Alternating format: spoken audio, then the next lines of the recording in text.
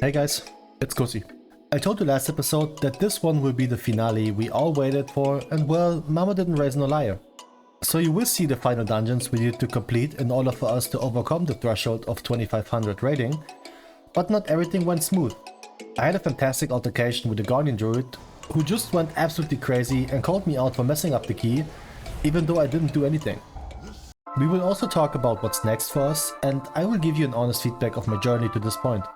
But before we start, I wanted to take a second to appreciate you guys and tell you once again, thank you. The fact that so many people returned to my videos and spent their time watching my wonky series, and while I'm absolutely aware that I need to improve on so many things, when it comes to telling the story and editing accordingly, be assured that I continue to grow in every aspect with every new episode. So again, thank you very much for visiting my channel, and with that being said, lay back, grab a drink, and enjoy this video. Our first dungeon of the week will be Neltharus 18, and this one was probably the smoothest run out of all the dungeons I had this journey. We weren't the quickest, nor did we really abuse the chains in there, but this was without any stress at all. We pulled as much as a tank could handle, people used CC on Incorporeal, and even the chain boss went so easy, because they just went in with the chains one by one after the debuff ran out. So while I keep this dungeon in the background, let's talk future for a moment here. As I mentioned earlier, and as you already could tell from this title, this will be the last episode of our Zero to Keystone Hero journey on Dismissed Reaver Monk. And with that, the question of the day is, what's next? What's the next class and when it's coming? One of these things I can answer already, the other one I legit don't know yet. Because one would assume that the new season isn't too far away anymore, I will most likely take a break from WoW until 10.2. But not to be worried, in the meantime I will continue to edit videos in order to improve my own skills, so you will have a better product to watch in the future. It will just not be uploaded to this channel. As soon as the patch launches, you can expect a video roughly in the first week of it. Between today and launch day, I will also upload a video regarding the next class we will attempt. Because this time, we absolutely let the wheel decide. And since I've already made a list of all the classes I got on max level, as well as the specializations I would love to play, this time it's the wheel for real. This list contains tanks, melee DPS and range DPS, as well as some classes that are currently considered meta, but are also off-meta classes. Obviously, what's meta and what isn't is yet to be decided since we play a new season. So you can expect that video, and I will promise you here and now, there is no second take. I will take whatever the wheel decides and I will enjoy it. This would be a good point to promote myself and tell you that if you don't want to miss the next adventure, consider to subscribe to the channel in order to be notified when things are happening. You absolutely would make my day if you stay around for the next journey, so we can all learn new classes together. The only thing that isn't on the mentioned list will be a healer, since we just did that, and totally not because I'm tired of it. But speaking of healer, maybe this is a good time to reflect on what we have experienced and achieved in the past few weeks. And with a straight face I can say, healing is actually not that bad. If we talk the core idea of healing, helping your party out, ensuring the safety of players, even if they maybe mess up, this is all pretty cool. What makes it annoying and stressful to a certain degree are sadly other players. Because instead of appreciating that one just saved your ass with an external, they just take it for granted and continue to not avoid damage. The other thing that bothers me with it is that your fate is completely in the hands of other players. If the tank overpulls, you have to clean that mess. If the DPS don't kick or CC certain effects, like Hail of Stone and Uldaman, you have to clean that mess. If people don't use defensive cooldowns while being targeted by an ability, you need to clean that mess. If people don't play mechanics because of DPS loss, you need to clean that mess up. If you have a BM hunter in your party, you need to clean the mess up. If people don't dispel Afflicted, CC Incorporeal, or give a damn about bursting, well, you get the idea. I said it before and I will say it again, if everybody had at least played every role once, the player base would be a lot more understanding towards each other. We will see how healing feels in the next patch, because I believe they are trying to make spot healing a bit more viable, but maybe that will just be an invitation for DPS to stand still all over again, only time will tell. The next dungeon we got is in Uldaman 18. Funny side note, I legit completed 8 dungeons this week, and I actually did every dungeon there is once. And this one even went pretty fine, if you're not considering the few one-shots people died to. After Underrot though was a time where I started to become a bit snappy, even sassy if you will. I asked them to line of sight the thunderous clap of the golem if they want to stay alive, yet they didn't seem to care about it, so at this point, where their group takes no damage if you just avoid the stomp, I just refused to heal them at all. And one after the other, they refused to line it. I was curious if they registered what happened, and on the next pack they actually did line the stomp, for the most part at least. Glad I could be of help. Yet here's where our run became a heated one. You see, the tank was the remaining one to skip the last 2 mobs, and he took a while, even though you could have just stealth by them in the cat, I believe. Disregarding, the 2 mobs got pulled, and I thought it had to be the Guardian, cause he was the last one that wasn't in the room already. Yet he kept saying that it wasn't him, and the mobs got pulled by the monk. But he wasn't specific which one, so I was confused but still being calm, cause I didn't do anything. When I tried to de-escalate this thing by saying that we messed up beforehand, and this was not the reason to deplete this, he started to blame me too. At that point, I was certain his ass pulled the mobs, cause it sure as hell wasn't me, which led to a point where I was ready to just stop what I'm doing and refuse to heal anymore.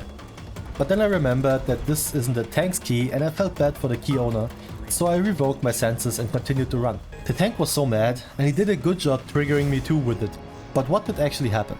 He was right, the monk pulled the mobs, but it wasn't me. For some reason our Windwalker used Chi Blast and therefore pulled the 2 mobs. And he had the view to certainly see what he's done, yet he played it like he had no idea what happened. Which was probably the reason why the tank thought it was me. Ah well, we will take the 19 rating and leave it at that. Third dungeon is a fan favorite. The Underrot on level 19. And right in the beginning I didn't know what to expect from the rest of the run. The tank pulled the next pack just in time to be buffed by Warcry, which then left to the party dying. A full party wipe before the first boss is always a rough one. But after that, things went completely fine.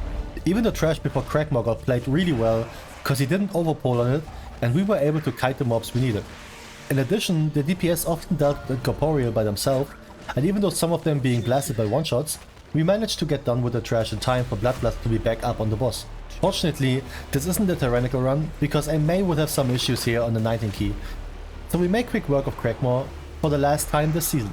On the packs right after, I want to give you guys 2 advices if you ever happen to play these again. First, because it's Sanguine, focus the Worm. He is not movable, so if you kill anything else, you will heal him fully up.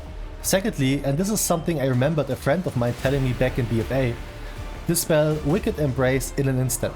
This spell has the same cooldown as your Dispel, so if you sleep only 2 seconds to do it, you will have an overlap of it and this thing slaps like crazy. Also, if you're a monk, you can use Diffuse Magic to put it back on the caster, because this thing does damage for real. Though we probably 2-chested this run without the first wipe of the dungeon, we still managed to easily time this one, which gave us yet another 22 rating to an overall of 2468. After that, the Enhancer actually whispered me and apologized for potentially being a pain to heal. I told him or her that the entire party did fantastic by playing mechanics and affixes, so no pain to heal anybody. What a lovely chat. 2 more dungeons to go, and next will be the one that I left earlier this week. A Brackenhide Hollow 19, which I hyped myself up for, cause surely this won't be any worse. And after I witnessed the first pull of this run, I was already certain this will go a lot better than the last one. A normal pull, while the tank even waited for the fight to end to open the cages. I was feeling joy again. What I seemingly forgot was that this trash hurts even though if you only pull 1 pack at a time. But luckily I had the best Brewmaster EU had to offer. Just didn't take any damage at all, while pumping damage and healing himself a lot. First boss, and we all know what to do. GG for Gash Frenzy and Shalons to heal them up. Unfortunately, the rogue was very, and I mean very unlucky here. Not only did he get jumped by Gash Tooth, he also got hit by 2 Elf Bolts in a row, which smacked him pretty hard. And I wasn't sure what happened to Mark for Butchery, but watching the replay, it probably went on the Red Paladin and he just bubbled it off. People using their cooldowns, man? Oof. We revived the rogue in time for the totem, and I focused on the second Gash Frenzy. Unfortunately, the second Mark for Butchery went onto the rogue, and neither he nor I had cooldowns up for that. So I spam healed his sneaky bottom that he was out of danger zone. With only 2 extra deaths between the Warband and Treemouth, this was certainly a solid run. And as you could expect, both bosses got played pretty neatly, which only left the final boss Ratai to be dealt with. Boy did they spoil me on this one. No one got hit by any ability, besides DK Strike on the tank. No cast went through, and even when playing Fistweaver, I had no mana issues. After finishing 1 more mob to end this, we got ourselves yet another 23 rating, leading up to 2491. Only Freehold was left, and after looking for a solid 20 minutes for a plus 18 key, I've decided to whisper the key owners to invite me. I ended up having a chat with the warrior that felt the need for some extra score, yet he told me that they are waiting for a guildmate to heal this. I wished him good luck and was pleasantly surprised that I actually did get invited. They asked me if it's okay if they attempt to 2-chest this one, and as you would assume, I was all game for that. And the final dungeon of this series is a perfect example of what went wrong this entire week. If we pull trash normally, we are fine. If we overpull, we die. We played a nice route, having a solid trash count at all time while playing the bosses really well. Yet 2 missed pulls, both caused by just too much to handle, this allowed us to actually 2-chest. This Brewmaster also did an insane amount of damage, clocking it at over 110k DPS at the end, which was probably a good reason we got ourselves the final 9 rating to complete this journey. And with the help of this friendly guild group from Ragnaros AU, we will come to an end of our final episode. Thank you again for this fantastic time and the awesome comments under all the 10 episodes. I kid you not when I tell you that I eagerly await you guys telling me what's up whenever a video comes out, and I hope you will continue to be there once the next season comes around. Instead of some funny word for you to type in the comments, I'd like to hear what you guys achieved this season. Tell me the highest key you've done in this chapter of Dragonflight. I think for me it was a 2-chest plus 20 Underrot on my Hunter, which I sadly stopped playing when I started the journey on the Elemental Shaman. I can't wait for your comments.